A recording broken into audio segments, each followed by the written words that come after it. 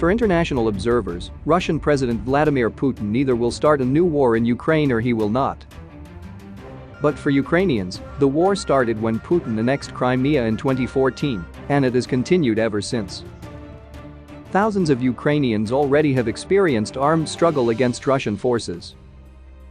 That is why politicians in Kyiv are not preoccupied with guessing what Putin will do next. They are focused on what they must do today. The Ukrainian mindset reflects a sober assessment of the country's capabilities, resources, and influence.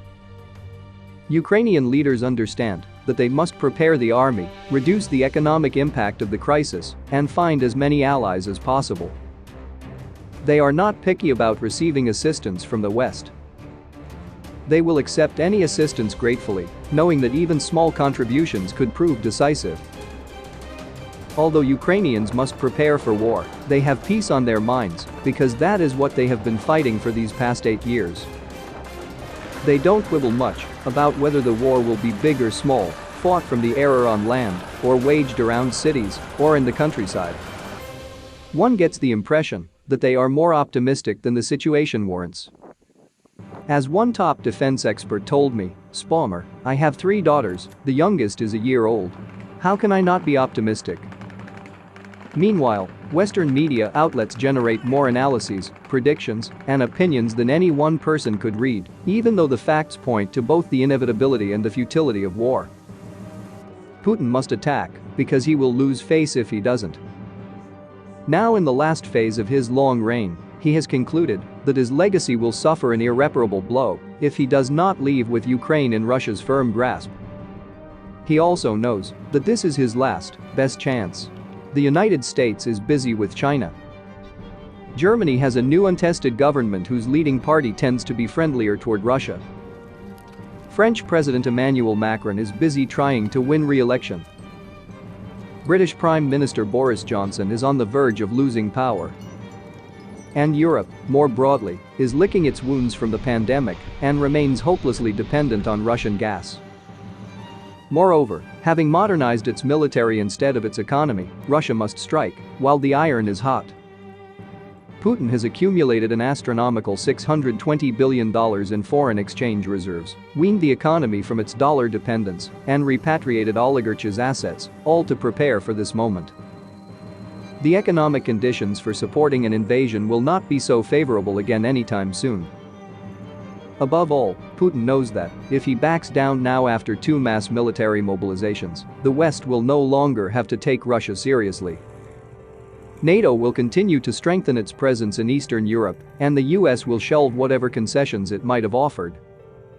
Ukraine obviously is moving inexorably away from Russia. In fact, whether Ukraine formally joins NATO or not is becoming less important every day because it is de facto part of the alliance. It has adopted NATO standards in its military modernization and accepted arms supplies. From the Kremlin's perspective, Ukraine is already acting like a member, not just of NATO, but also of the European Union. With every passing year, it further consolidates its statehood, secures its own identity, and deepens its ties to the EU, its largest economic partner. Ukraine is part of the EU's common market and visa-free regime, and it has even achieved energy independence from Russia, something that would have been unthinkable not so long ago. But Putin really does view Ukrainians as Russians, as he wrote in his manifesto, perhaps slightly worse versions, but Russians nonetheless. And Putin's allies have gotten the message. Even Defense Minister Sergei Shoigu, whose father was Tuvan, and Chechen leader Ramzan Kadyrov have begun to refer to Ukrainians as our people. Still, what would Russia gain from going to war? There is no chance of a blitzkrieg or a swift, decisive victory that leaves Russia with permanent control over Ukraine. Ukrainians strongly prefer a war to a rotten peace, and they are by no means resigned to defeat. They do not expect to win a military contest with Russia outright, but they are confident that they can put up enough resistance to convince Russia that they are unconquerable. The Western response will be the same regardless of whether there is a small-scale war or a large-scale one. Either way, another Russian attack on Ukraine would destroy the entire post-Cold War settlement in Europe. Large-scale wars and occupations would again become the norm. The West finally seems to have realized that it cannot allow this. After weeks of Western dithering, even Germany has finally stopped discussing the importance of Nord Stream 2, the pipeline that would deliver natural gas directly to Germany from Russia, bypassing Ukraine. And the United Kingdom has prepared sanctions against Russia's oligarchy, which has long used London as its playground and financial haven. In light of these developments, Kremlin strategists must consider whether success in Ukraine is even still possible.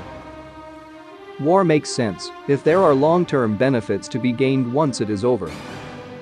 Can the 40 million Ukrainians who have endured 8 years of war with Russia really be forced to be loyal to the Kremlin?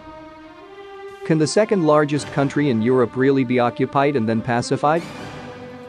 The US fiasco in Afghanistan showed that wars are much easier to start than to finish. Russians doubtless recall their own disastrous experience in Afghanistan, which contributed to the Soviet Union's collapse. The West has at last stopped guessing what Putin will do and entered a new phase. It has started to think the way Ukrainians do. Russia ends where it is stopped.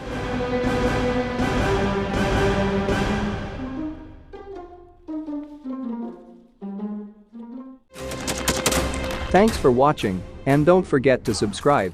Also, if you want to support Warthog Defense, please become our member and get early access to new videos, exclusive members-only videos, and become administrator in comment section. The membership link is in the description. Rescues every day. We had a guy last week, it's 6 rescues in 6 days.